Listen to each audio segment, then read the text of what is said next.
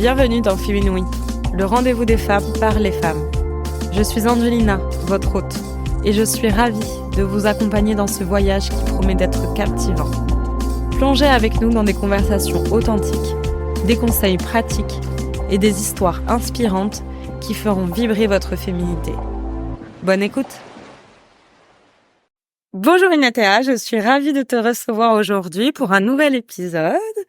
Aujourd'hui, on va parler de s'aimer soi-même et du fait de s'aimer justement au-delà des normes que peuvent nous donner, je dirais peut-être la société. Okay.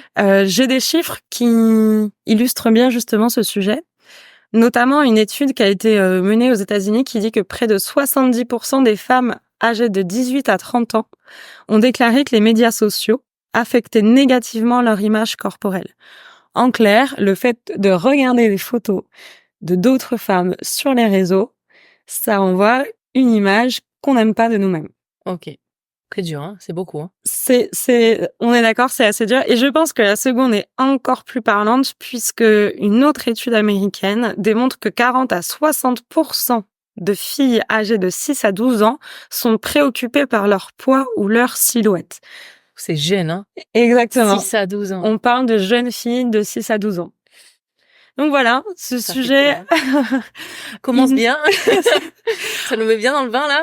Ça montre à quel point ça parle à beaucoup de monde, ça touche beaucoup de femmes et d'hommes aussi, bien sûr. Le fait de s'accepter tel qu'on est, de s'aimer tel qu'on est, peu importe notre silhouette, justement.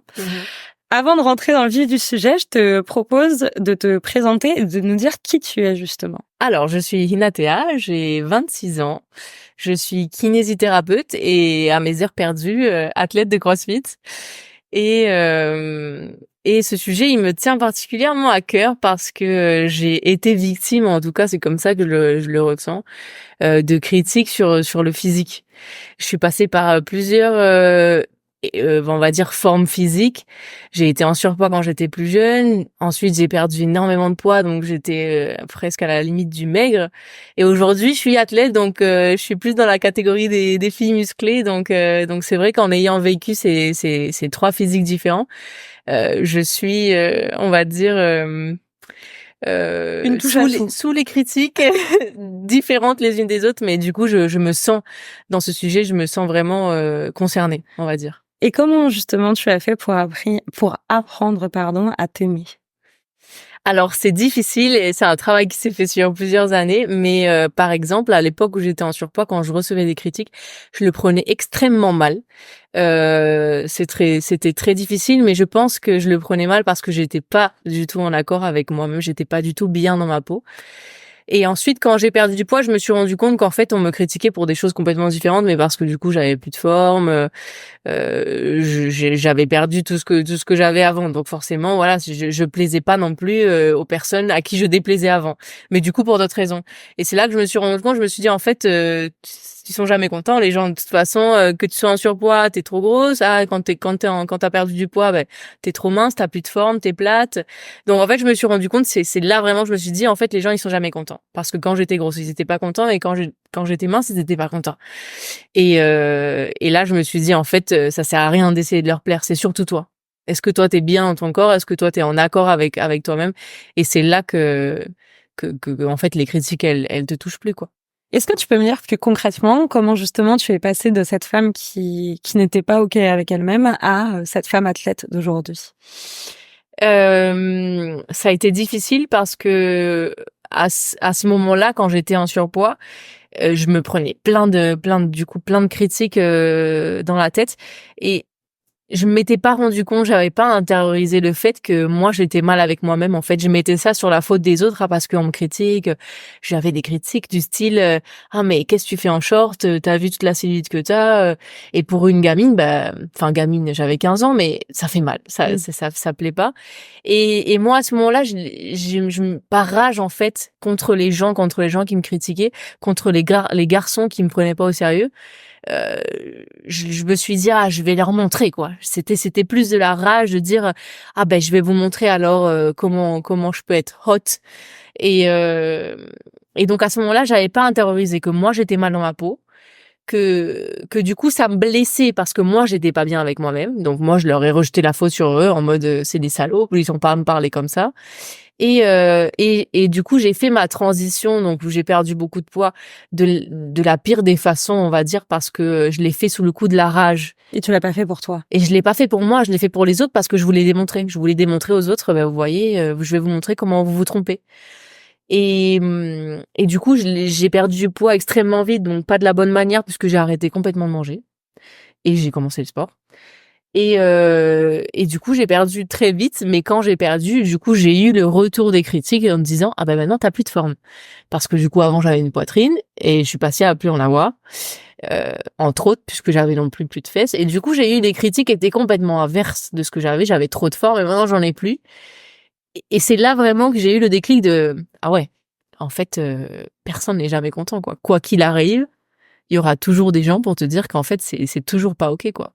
Donc en fait c'est là que tu t'es dit mais il faut que je le fasse pour moi et pas pour les autres. C'est ça. Là c'est avec les années. Alors à ce moment-là précis, tu me dis ça, je te dis non, je crois pas. Mais avec les années, je me suis rendu compte qu'en fait il fallait le faire pour soi parce que le faire pour les autres ça menait à rien.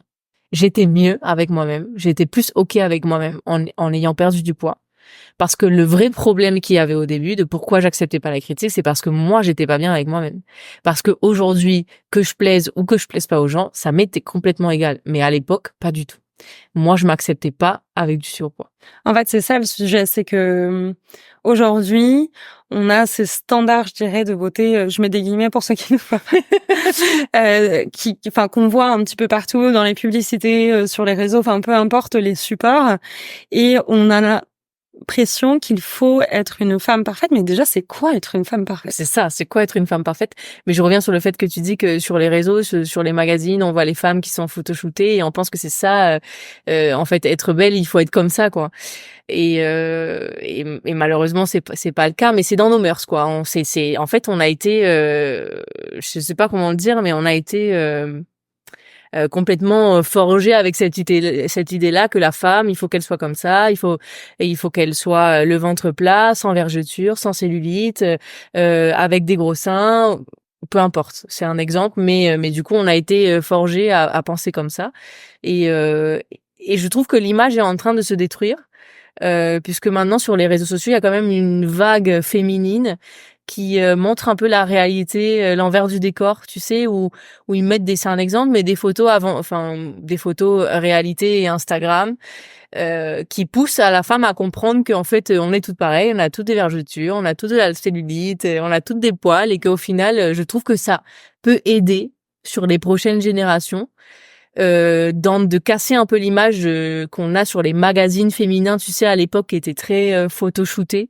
Je trouve qu'aujourd'hui, sur les réseaux sociaux, il y a quand même cette vague. Alors, je pense pas que ce soit tous les comptes non plus, mais c'est vrai qu'il y a une petite vague féminine qui nous aide à se rendre compte qu'en fait, on est toutes pareilles et qu'il faut pas penser que être parfaite, c'est être sans rien. Parce que c'est aussi ça le sujet, c'est quand on se dit qu'on n'est pas parfaite, on peut se sentir seule parfois. Tu le disais, ça a été compliqué, trop mince, trop grosse, peu importe. Comment t'en es arrivée là, puisque t'as dû passer du coup par des périodes un peu plus compliquées, et comment tu as fait? Tu me disais donc, tu as fini par te dire, bah c'est moi qui compte, mais comment on en arrive là? On en arrive là quand on est en accord avec soi-même. Je pense que c'est ça la vraie réponse et la vérité derrière, c'est que quand on est bien avec soi-même, les critiques en fait, parce qu'on va être critiqué. En fait, il faut accepter l'idée qu'on va te critiquer, quoi qu'il arrive, peu importe. Si t'es brune, si t'es blonde, si t'es en surpoids, si t'es super mince, si t'es mince, si t'es musclé. Donc il faut arriver à il faut comprendre l'idée que quoi qu'il arrive, des gens vont pas être contents. Et si toi t'es en accord avec toi-même, cette critique elle t'affecte pas. Et c'est ce qui m'arrive aujourd'hui, puisque je considère que je suis plus musclée que la plupart des filles peut-être, et je reçois toujours des critiques de parce que maintenant c'est pas beau, c'est pas féminin, c'est moche, et en fait elles me font plus du tout mal comme avant, ou comme quand j'étais en surpoids ou quand j'étais mince, parce que moi aujourd'hui je suis bien dans ma peau. Et je pense que c'est vraiment ça la différence. En fait, c'est à partir du moment où toi t'es bien avec toi-même, la critique elle t'affecte pas. Si par exemple j'étais pas bien avec le fait que j'étais musclée, si moi j'étais pas à l'aise dans mon propre corps de fille athlète, et ben cette critique elle me ferait mal. Donc aujourd'hui elle me fait pas mal parce que je suis bien dans ma peau. Et comment on fait pour être bien dans sa peau? On prend soin de soi, c'est ça la réalité. Pour être bien dans sa peau, il faut prendre soin de soi. En tout cas, faire en sorte, enfin mettre toutes tes possibilités pour prendre soin de toi. On va dire faire toutes les choses qui sont en ton pouvoir pour prendre soin de toi. C'est à partir de là que commence ton long chemin pour être bien avec toi-même et d'accepter d'être toi en fait. Donc en fait, l'acceptation de soi, ça passe avant tout par aussi le fait de se faire du bien à soi. Ah, c'est ça, c'est On peut complètement pas ça. s'accepter et du coup, on peut pas aimer notre corps si On n'est pas on... en accord avec ce qu'on fait, avec comment on vit, bien sûr. C'est ça le plus important, c'est d'être de faire attention à toi, de prendre soin de toi. C'est ça qui va te donner le fait que t'es bien dans ton corps. Et pourquoi c'est important d'être bien dans son corps? Ah ben pour ta tête, pour toi mentalement tous les jours, pour vivre bien, pour vivre heureux, pour accepter du coup des critiques comme ça parce que tu vas en avoir quoi qu'il arrive et pour pouvoir vivre, pour pas te morfondre à chaque fois que quelqu'un pense différemment de toi ou te critique. C'est important pour moi. Toi, comment t'as fait justement pour te sentir bien dans ton corps? Comment tu as fait pour te faire du bien? En commençant le sport. En commençant le sport, qui aujourd'hui est un sport plus à haut niveau, mais en commençant ce sport, ben, j'avais l'impression que je prenais soin de moi en fait, parce que j'ai changé de style de vie, j'ai commencé à bien manger. Avant de faire du sport à ce niveau, je fumais, je mangeais pas forcément healthy. En fait, en rentrant dans ce monde sportif, j'ai complètement changé mon style de vie et et pour moi, en tout cas, c'est la définition de prendre soin de moi. C'était dormir plus, faire moins la fête. J'ai arrêté complètement l'alcool, donc plus boire d'alcool, pas fumer, faire du sport. C'était pour moi, c'est ça. J'ai vraiment regroupé tout ce que je considère être prendre soin de soi, quoi. Et aujourd'hui, justement, tu le disais tout à l'heure, certains pourraient dire que j'ai un corps trop musclé, Mhm. mais moi, je m'aime telle que je suis. Comment tu fais pour passer outre, puisque tu sais que tu es OK avec toi-même? Je suppose que encore aujourd'hui, Ça me fait rire. ça te fait rire? Ça me fait rire. En fait, c'est des histoires que je raconte même à mes amis le soir quand j'ai une histoire comme ça. Je dis toujours, il faut que je te raconte ce qui m'est arrivé aujourd'hui. On m'a dit ça et en fait, non, comme je suis bien avec moi-même, en fait, la critique quand il me dit, enfin, ça me fait rire. Ça, je la prends comme une expérience de plus dans ma vie parce qu'on m'a dit ça et je trouve ça drôle, en fait. Je trouve ça drôle. Et là, j'ai remarqué que quand même, les gens qui critiquaient mon physique de peut-être trop musclé aujourd'hui, je dis peut-être parce que moi je considère pas, mais pour eux, c'est soit des personnes qui sont d'une ancienne génération, donc avec d'autres mœurs de l'époque, par exemple mes propres parents qui acceptent pas aujourd'hui que je sois musclée ou en tout cas qui ont du mal avec ça, ou alors c'est des personnes qui sont peut-être de notre génération mais qui sont mal à l'aise avec leur propre corps, hommes ou femmes, mais qui eux sont pas bien dans leur corps et du coup ça les dérange, je sais pas. Après j'ai envie de dire peut-être que ces personnes-là, elles sont peut-être pas forcément mal dans leur corps, elles ont juste envie de donner leur avis à ce moment-là et ça leur plaît pas. Mais après on peut pas être aimé par tout le monde, donc il faut accepter le fait que de toute façon voilà quoi, chacun a son avis et si ce jour-là, il avait envie de le donner gratuitement alors que je lui ai pas demandé, OK, c'est pas grave, tu vois. Comment on fait pour surmonter ça? Parce que c'est un bon exemple quand tes propres parents te disent «Ah, t'es trop musclé». Enfin, moi, j'ai l'exemple, je le raconte toujours à mes copines. Je me souviendrai toujours d'une fois où j'avais pas vu ma grand-mère maternelle depuis un petit moment Ouais. et elle arrive à la maison et elle me voit et elle me dit: «Oh là là, on a bien mangé à la cantine, hein, dis donc, t'as pris du poids, tu te laisses pas aller». Et ça Ça m'a... t'a Ah ouais, ça m'a En plus choquée. que je suis sûre que ta grand-mère quand elle t'a dit ça, elle a pas voulu te blesser ou quoi Pas à ce du tout, moment-là, parce mais qu'on parle d'ancienne génération. Enfin, c'est des générations qui sont assez cash et qui disent ce qu'ils pensent. Et justement, c'est bien, c'est tout aussi bénéfique. Mais c'est vrai que quand on n'est pas bien dans son corps, ça ça peut va être... t'impacter C'est ça. négativement. Ça peut être assez violent. Une même phrase dite à deux personnes différentes. Je parle N'ont toujours pas le même impact. d'interprétation, exactement, de moments de vie, peu importe. On ne sait pas qui on a derrière cet écran, ou peu importe. Et donc, on ne sait pas les conséquences que ça peut avoir. Bref, comment on fait justement pour surmonter les phrases, les jugements? À part quand t'es mal dans ton corps, tu dis? Ouais, enfin justement à ces femmes qui nous écoutent et qui se disent waouh, elle arrive à surmonter tout ça et j'aimerais être à sa place et j'y arrive pas pour l'instant. Je comprends donc qu'on va en parler, qu'il faut que je fasse peut-être peu plus attention à mon corps, mais là, comment je fais, en fait, moi, quand je me prends des... Je pense que déjà, se rendre compte du problème, se rendre compte qu'on n'est pas bien dans sa peau parce que on n'est pas bien avec son apparence, on va dire, c'est déjà une grosse partie du travail. Je pense que déjà, quand tu as intériorisé le fait que ce qui te fait du mal tous les jours, ou pourquoi t'es pas heureux actuellement, c'est parce que t'es pas bien dans ta peau, c'est déjà voilà une grosse partie du travail. Je pense qu'après l'autre grosse partie et qui est encore un peu plus grosse, c'est changer ses habitudes. Changer ses habitudes, c'est vraiment très dur parce qu'on a tous une routine. C'est compliqué de commencer à faire une nouvelle activité. Là, on parle de sport, donc c'est compliqué de changer son mode de vie. C'est compliqué de faire une activité sportive.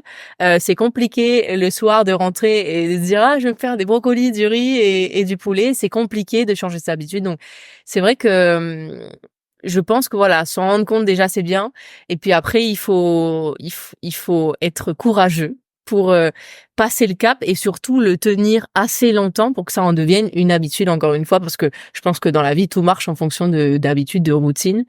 Et voilà, je crois qu'il me semble qu'il faut 1 mois pour qu'une nouvelle activité devienne je suis pas très sûre de cette info, mais il me semble que c'est 1 mois pour qu'une activité devienne une habitude. Donc, il faudrait réussir à passer le cap de ces 1 mois. Et après, c'est que du bonheur parce qu'après, c'est naturel, ça devient toi, quoi. Ça devient une partie de ta journée, ça devient une partie de ta vie et puis tu te sens mieux, t'es content, t'es heureux. Le sport, c'est super bien parce que ça t'envoie plein d'hormones du bonheur. Donc voilà. Et puis, t'as bien mangé, t'as essayé de suivre pas ta diète parce que je pense pas qu'il faut faire des diètes, mais de manger healthy. Donc, t'es fier. Tu fais des choses qui te donnent une bonne émotion, un bon sentiment à ce moment-là. Et en fait, ça te donne envie de continuer et continuer et continuer. Donc, en fait, c'est ça. Il faut réussir à casser ta routine qui est peut-être mauvaise pour essayer d'impliquer des petites bonnes habitudes qui deviendront au bout d'un certain temps ta nouvelle routine, quoi. Donc, je reprends les étapes. L'étape 1, c'est conscientiser. Ouais. Mais conscientiser ne veut dur, pas. hein. Voilà. Je pense qu'il y a deux choses dans ça. Ça me fait dire du coup qu'il faut s'en rendre compte. Et après, pas de pression aussi entre guillemets. Il faut accepter. C'est ça. C'est se dire ok, si ça m'affecte, c'est certainement pour une raison. Quelles sont mes solutions? Comment je fais pour que ça ne m'affecte plus? C'est ça. C'est vrai que j'ai pas parlé de ça, mais en fait, savoir quelles sont les solutions devant toi, c'est pas facile non plus, hein. C'est pas facile parce que parfois tu sais pas. Alors là, dans ce sujet, c'est assez facile de répondre, mais il y a plein de sujets de la vie où ça serait difficile. Tu sais pas forcément qu'est-ce que tu peux faire, qu'est-ce que tu peux mettre en place pour changer ce problème dans ta vie aujourd'hui, quoi. Donc toi, t'en parlais justement, ta solution, ça a été de te dire, je veux donc faire du bien à mon corps, mais ça c'est une solution qui, je pense, s'applique à tout le monde. Tu parlais du sport, c'est vrai que le sport, c'est même ça crée la sécrétion de l'endorphine, qui est une hormone du bonheur. Donc en fait, c'est prouvé que ça fait du bien. Scientifiquement, c'est prouvé que ça fait du bien. Comment ça t'a aidé? Et au-delà de ça, quels seraient tes conseils pour les femmes qui pourraient se retrouver dans cette histoire et qui se disent ok, mais par où je commence? Trouver un sport qui te fait du bien, enfin un sport que tu as envie de faire, pas faire du sport pour faire du sport. Parce que moi c'est là où peut-être si je regarde ma vie d'avant et ma vie d'aujourd'hui, en fait à l'époque je me disais il faut que je sois fit, il faut que j'arrive enfin j'avais envie d'être dans les fameuses normes, mais en fait j'avais pas compris que faire du sport il faut pas le faire bêtement, d'aller à la salle pour faire du sport ok, tu t'obliges à faire un truc qui te fait pas plaisir. Moi je pense on a le choix, il y a plein de sports aujourd'hui. Il faut trouver un truc qui te fasse vraiment plaisir. Un truc où tu as envie d'y aller, tu as envie de faire ce sport. Je sais pas, il y a plein de sports différents, hein. Ça peut être faire du pilates, ça peut être faire de la nager, ça peut être faire du crossfit. Je veux dire, il y a plein de sports différents et je pense pas qu'il faut s'obliger à faire un sport pour faire un sport. Il faut faire un sport qui te fasse plaisir. Passer un bon moment quand t'es au sport, tu t'oublies de tout en fait, c'est ça, il faut que tu trouves quelque chose où tu t'oublies de tout et tu penses juste à ce que t'es en train de faire maintenant, un truc qui te fasse plaisir, quoi, pas se forcer à faire un truc où tu supportes pas, quoi. En fait, au-delà de ça, est-ce qu'il faut pas déjà faire une activité pour soi avant de la faire pour les autres? C'est exactement ça. Bien sûr, il faut la faire pour toi, il faut passer un bon moment, mais c'est difficile parce que tu pourrais me dire, oui, mais moi, par exemple, imagine, je veux perdre du poids. Je veux perdre du poids, il faut que je fasse du sport. Mais il y a aucun sport qui me plaît. Et j'ai l'impression que du coup, quand je vais au sport, je me force à faire du sport. Donc c'est vrai qu'il y a cette limite qui est un peu compliquée parce que oui, il faut que tu fasses du sport. Oui, il faut que tu trouves un sport qui te plaise. Si tu trouves pas de sport qui te plaise à 100%, ben au moins un qui te convient à 80%. Je veux dire, il faut quand même faire des concessions à un moment donné. C'est sûr que c'est pas facile et c'est pas du jour au lendemain. Donc oui, il faut quand même essayer, même si ça va pas être peut-être les premiers temps. C'est pas le pur bonheur hein, quand tu commences une nouvelle activité. Encore une fois, on revient sur le sujet d'avant, mais c'est commencer une nouvelle routine. T'as pas envie. Même moi aujourd'hui, il y a des jours où j'ai pas envie d'y aller. Et quand je termine, je suis super contente. Ah, j'ai bien fait de faire cette séance, je suis super contente, mais le matin même, j'avais pas envie. J'avais pas envie et peut-être que cette fois-là, si j'avais eu pas le mental assez fort, et ben j'aurais pas été, j'aurais raté une superbe séance quoi. Donc en fait, pour s'accepter, il faut avoir confiance en soi et le sport, enfin en tout cas faire une activité, ça t'aide à ça. Parce que tu prends soin de toi. À ce moment-là, t'en ressors, quand tu sors de ta séance, t'as l'impression que t'as pris soin de toi. Enfin, t'as pas l'impression, tu l'as fait. Mais c'est les hormones qui vont être sécrétées à ce moment-là, la sensation que tu vas avoir, tu vas être fier de toi. Et c'est le fameux cercle. Est-ce que tu as des exemples d'autres fois où tu as été fière de toi et où ça a eu des conséquences dans ta confiance en toi?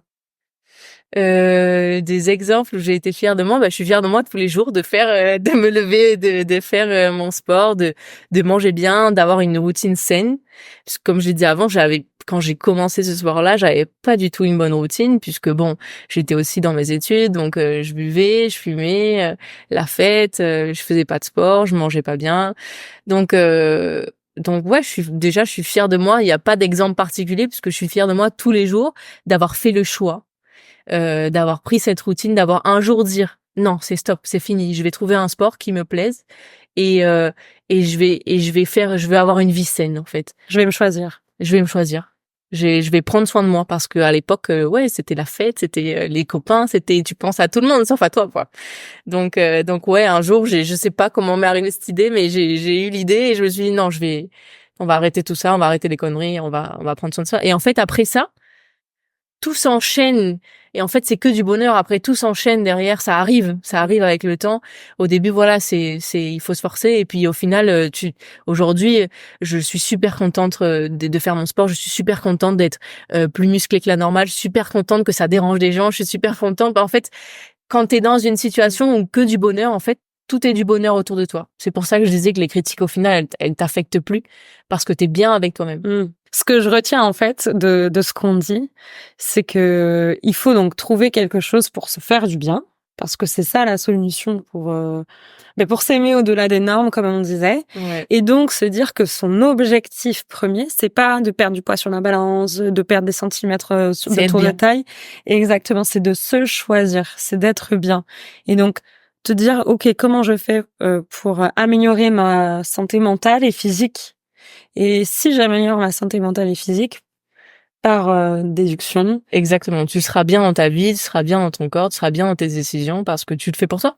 Est-ce que tu as un exemple concret prouvant justement que faire une activité, ça a des conséquences positives sur la confiance en soi, sur l'estime de soi, que ce soit pour toi, parce que tu le disais, du coup, t'es devenue une athlète et t'es fière de ce que tu fais aujourd'hui, mais ou pour tes patients, je suppose que du coup, tu rencontres aussi peut-être des femmes qui se sentent pas nécessairement bien dans leur corps.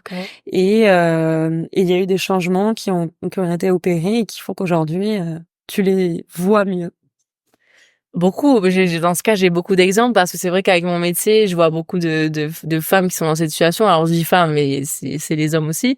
Mais oui, beaucoup. Au final, le sport, alors là, je vais parler plus global, mais le sport, c'est hyper important pour ta santé mentale, de tout ce qu'on a dit jusqu'avant, mais c'est aussi super important pour ta santé physique. Là, je parle vraiment par rapport à mon métier. Pour bien vieillir, il faut que tu fasses du sport. Et je te parle pas de faire du sport comme moi, je fais du crossfit et de se tuer le corps pendant 1h30 là, à être plein de boue partout. Non. Mais faire du sport, faire une activité physique, faire des mouvements, c'est super important pour bien vieillir. Et c'est aujourd'hui que tu dois le faire parce que quand tu vas arriver à un certain âge, c'est trop tard. C'est trop tard. Enfin, c'est possible. mais ça va prendre énormément de temps. Alors que ce travail, tu aurais pu le faire avant. Des exemples tout bêtes, mais arrivé à un certain âge, quand tu vas vouloir faire des travaux chez toi ou monter un escabeau, récupérer quelque chose qui est coincé derrière un petit endroit où il faudra essayer un petit endroit étroit où il faudra essayer de passer, et ben si tu t'es pas entraîné, c'est à ce moment-là que tu te rendras compte que t'as plus les capacités de le faire, parce que comme t'es avec toi-même tous les jours, tu te rends pas compte jour à jour que t'es en train de vieillir et que tu perds en capacité, que tu perds en rapidité, que tu perds en motricité, que tu perds en agilité. Ça, tu te rends pas compte. Tu vas te rendre compte de maintenant à dans 15 ans. Et en fait, à ce moment-là, quand tu te rendras compte, ça sera trop tard. C'est pas trop tard, mais en tout cas, ça va te mettre beaucoup de temps de récupérer, alors que tu aurais pu le faire avant ce travail. Donc, bien entendu, à côté du besoin mental pour être bien avec toi-même, il y a aussi ce besoin physique. C'est important que tes muscles continuent de bouger, c'est important que tes articulations continuent d'être en mouvement.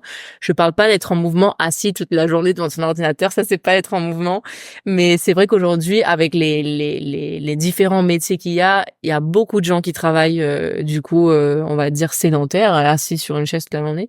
Et ces gens-là, ils devraient encore plus vouloir faire du sport juste pour bien vieillir. Là, on parle même plus de santé mentale, juste pour bien vieillir, c'est hyper important. Les dégâts, sinon, ils sont durs. Moi, dans mes patients, dans les gens qui sont blessés, endoloris à cause du sport, et les gens qui sont endoloris parce qu'ils sont sédentaires, je me rends compte que c'est bien plus difficile, c'est bien plus grave, c'est bien plus douloureux quand c'est des gens qui sont sédentaires, alors que quand c'est des douleurs sportives, on va dire, c'est beaucoup plus facile à traiter, ça prend beaucoup moins de temps, et ils sont en meilleure santé, quoi. Donc oui, je le vois tous les jours. J'ai pas d'exemple concret en particulier, mais c'est vrai que tout le monde te le dit. Enfin, la science te le dit, quoi. C'est important de continuer à bouger. Tu leur dis quoi justement à ces patients quand tu te rends compte que potentiellement il est temps de faire quelque chose? C'est ça. C'est difficile d'amener le sujet, parce qu'encore une fois, est-ce que eux ils ont conscientisé le fait qu'ils ne fassent pas de sport? Et c'est difficile parce que tu peux pas les vexer non plus. Tu peux pas leur dire ah non, là tu fais rien, il faut que tu te mettes au sport. Mais quand tu prends la confiance avec ces patients-là, c'est facile d'essayer de les amener dans une direction. Après, c'est à eux de prendre la décision de est-ce qu'ils veulent changer leur routine ou pas. Moi, je serai toujours là pour aider, mais si eux, ils veulent pas être aidés, on peut rien faire. Donc, encore une fois, c'est de la décision de chacun et on peut pas forcer les gens, quoi. Et je suppose que tu leur dis pas d'aller faire du crossfit, comme tu dis, 1h30 par jour. Alors, je les invite, s'ils veulent venir avec moi, avec plaisir. Mais parce que moi, ça m'a changé la vie. Mais il y a plein d'autres sports qui sont top. Et même si j'ai l'impression quand même que pour moi, le crossfit, c'est le meilleur sport du monde. Je le dis à tout le monde. Non, je rigole. Il y a plein d'autres sports et le mien, il est peut-être un peu hardcore. Il y en a d'autres qui sont un peu peut-être mieux pour commencer à faire du sport. C'est ça, c'est que je me dis, tout compte fait, ça passe par... j'ai déjà eu cette discussion, mais ça peut passer par rien que d'aller marcher 1 heure autour de chez soi, 30 minutes déjà, mais le faire 1 fois, 2 fois, 3 fois dans la semaine, danser sur une musique pendant 5 minutes, 10 minutes... tout ça, c'est important, ouais. en fait. En fait, il faut commencer petit à petit. Là, c'est bien que tu le dises. Il faudrait pas faire extrême de pas faire de sport à faire toute la semaine, tous les jours, 5 heures de sport. Ça serait trop extrême. C'est comme la nourriture. Quand on change son alimentation, on peut pas être restrictif d'un coup, parce que mentalement, tu seras incapable de tenir ça sur le long terme. Donc, encore une fois, c'est des habitudes à prendre petit à petit, à essayer de caler dans ta routine et de rajouter petit à petit. Moi, quand j'ai changé de vie, entre guillemets, je dis ça parce que je suis passée du tout au tout, ça s'est pas fait du jour au lendemain non plus. C'est juste que petit à petit, je faisais du sport. Ensuite, je me suis dit, je vais modifier mon alimentation. Ensuite, je me suis dit, je vais faire plus de sport. Je vais modifier encore plus mon alimentation. Et en fait, ainsi de suite. Mais je veux dire, c'était pas d'un coup net, on arrête tout. C'est trop difficile de tenir sur le long terme. C'est ça. Et puis, est-ce que c'est le faire pour soi, donc on le fait? Non. Non, parce que tu vas pas être heureux dans cette période de temps, quoi. Tu vas te forcer à le faire. Alors oui, il faut se forcer un petit peu, mais il faut aussi prendre du plaisir pour le faire, quoi. C'est ça. Et se forcer, en fait, c'est toujours dans l'optique de mais oui, mais c'est pour moi. Ah oui, il faut se forcer pour toi, pas pour les autres, hein. Ça, c'est clair qu'il faut pas le faire pour les autres. Qu'est-ce que tu dirais à la jeune fille qui était, je reprends un de tes termes, trop grosse ou trop maigre, peu importe, parce que il n'y a pas de normes comme on essaie de le démontrer. Qu'est-ce que tu aurais envie de dire aujourd'hui? que elle fait bien de passer par là parce que je suis quand même contente d'être passée par là. Je suis quand même contente d'avoir peut-être reçu ces critiques un peu trop dures à ce moment-là. Mais ça m'a aidé ça fait la personne que je suis aujourd'hui, ça fait peut-être la rage que j'ai dans le sport aujourd'hui. Donc ça m'aide. Et puis, ça m'aide aujourd'hui à m'accepter comme je suis parce qu'en fait, d'avoir vécu ça, je me suis rendu compte que peu importe, tu plairas jamais à tout le monde. Et si je l'avais pas vécu, si j'étais passée d'une personne, on va dire physiquement dans les normes à une fille musclée, et ben peut-être que ça m'aurait dérangé de pas être dans les fameuses normes. Alors que là, le fait d'être passée par ces 3 physiques différents et d'avoir vu qu'en fait les gens, peu importe, ils sont jamais contents, ça m'aide à me dire en fait, fais-le pour toi parce que de toute façon, si tu essaies de le faire pour les gens, c'est perdu d'avance. Quoi qu'il arrive, tu vas arriver à ton objectif et il y aura encore des gens qui vont te dire ah mais non, t'es toujours pas assez bien en fait. Donc ouais, je lui dirais que de prendre son mal en patience, de continuer son chemin parce que je suis contente de l'avoir vécu, donc de le vivre quoi. C'est important, c'est des bonnes expériences. Au final, sur le moment, tu vis un moment affreux, mais avec le temps, tu apprends à voir le positif dans les situations négatives. En fait, c'est ça, la vie, c'est un apprentissage, hein, on dit souvent, et donc ces expériences de vie, elles ont été là pour t'apprendre quelque chose. Après, ce que tu dis, ça me fait penser, là, il y a pas longtemps, j'écoutais Iris Minteter, donc ancienne Miss Univers, qui parlait de son physique, et c'est assez drôle de se dire, en fait, elle disait, bah voilà, moi j'ai été Miss France, j'ai été Miss Univers, et mon année de Miss France a été la pire de ma vie, parce que je m'aimais pas. Et que pourtant je devais à tout prix faire enfin tout le monde me disait mais t'es parfaite, t'es belle, t'es Miss Univers, tu es devenue ensuite Miss Univers. Et elle se souvient encore de sa jeune fille qu'elle était à l'école, trop maigre, sans forme, etc. Et ça la poursuit encore aujourd'hui alors qu'elle est Miss Univers quoi. C'est dingue. Et comme quoi c'est ça, et comme quoi en fait peu importe si t'es bien pour les gens, si toi t'es pas bien dans ta peau, ça sert à rien. C'est exactement ça, c'est que il n'y a pas de norme en fait parce que chacun a une norme différente. C'est ça. Une exigence différente. C'est ça la vérité, c'est qu'il n'y a pas de norme en fait. Si c'est une norme pour un groupe de personnes, c'est une norme pour un groupe de personnes qui est pas forcément valable pour d'autres. Parce que encore une fois sur mon physique, aujourd'hui je suis peut-être trop musclée pour des gens, mais dans le monde du CrossFit, je fais partie de celles qui sont le moins musclées. Du coup, je suis pas assez musclée. Donc en fait, c'est ça. Ça dépend de d'où on regarde, ça dépend du point de vue qu'on a. En fait, ça dépend vraiment de quoi on parle. De chaque personne, de ce qu'on a dans la tête, des mœurs qu'on a, des idées reçues qu'on a. Au final, chacun a son avis, quoi. C'est ça. Et le seul avis qui compte, c'est le tien. C'est le tien. Merci Natia. Je sais pas si tu as de petites choses à rajouter sur tout ce qu'on s'est dit avant de te poser quelques questions. Non, je crois que j'ai bien parlé là. J'ai tout dit. Ok, je te propose de faire un petit exercice. Je vais te donner des phrases et tu vas me dire si selon toi elles sont vraies ou elles sont fausses. Ok. Les femmes musclées ne sont pas féminines.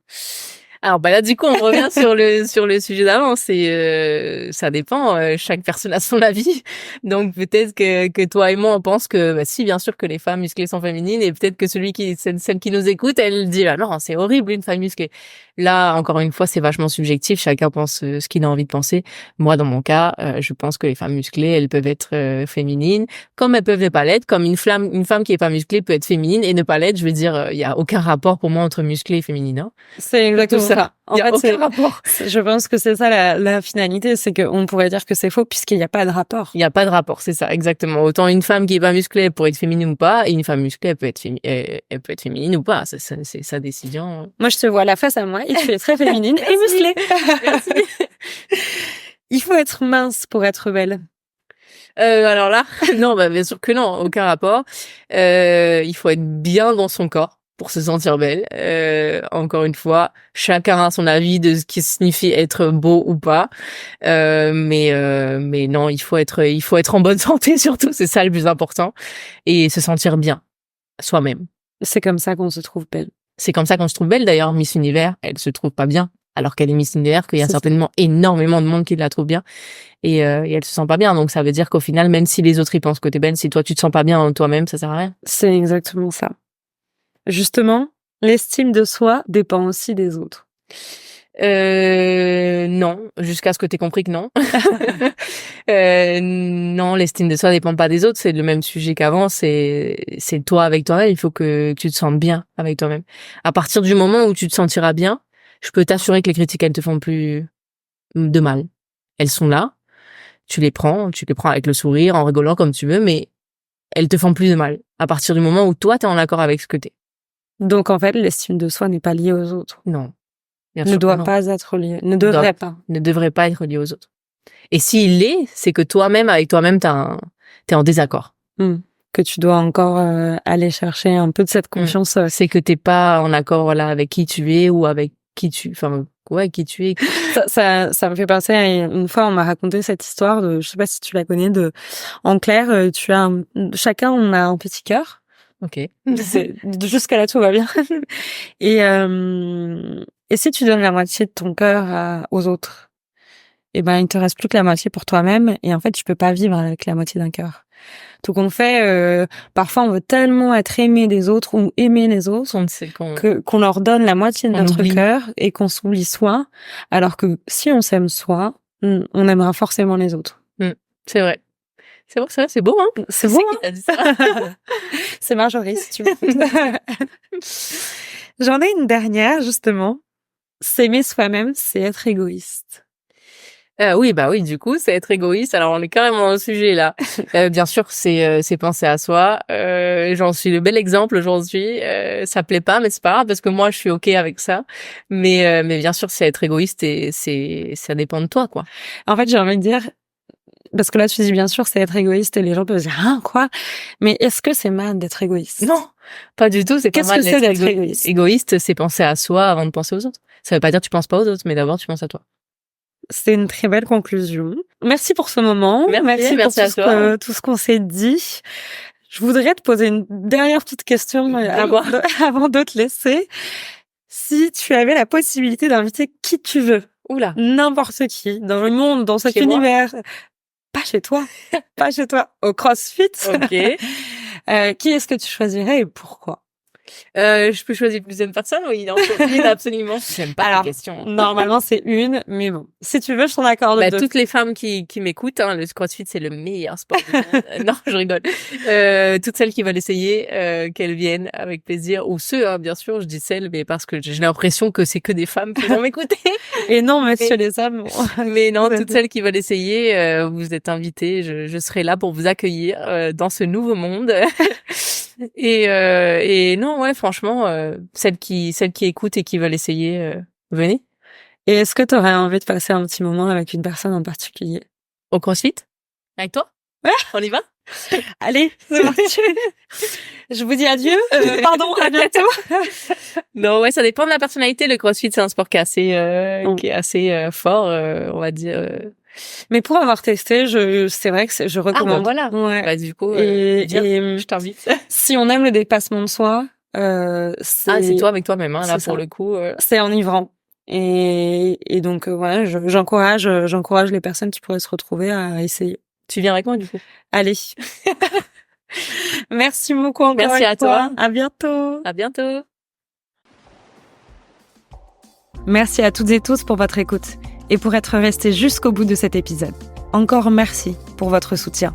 D'ailleurs, si vous pouviez prendre une petite minute pour noter ou commenter cet épisode, ça me serait d'une grande aide. Et pour ne rien louper, n'hésitez pas à nous suivre sur nos réseaux sociaux, Féminouille Podcast.